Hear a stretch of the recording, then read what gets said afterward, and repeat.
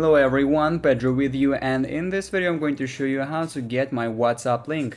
So it's very quick and easy. I'll show you how to do that, but you need to watch this video till the end so you won't miss any important steps.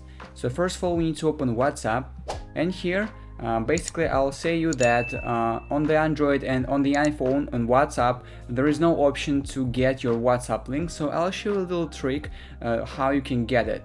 So first of all, open WhatsApp and choose the chat where you want to send your link. So for example, I want to send my WhatsApp link to this guy, to this chat. And now open the keyboard and start typing this simple message. So first of all, you need to type wa.me and then slash.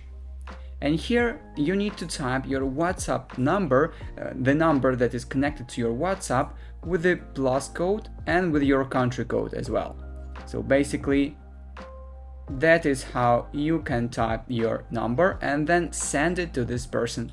And basically, as you can see, now you have the link, and if this guy clicks on this link, he will get to your account and can send you some messages or etc. And basically that is how you can get your WhatsApp link. If you found this video useful, leave a like and subscribe to the channel.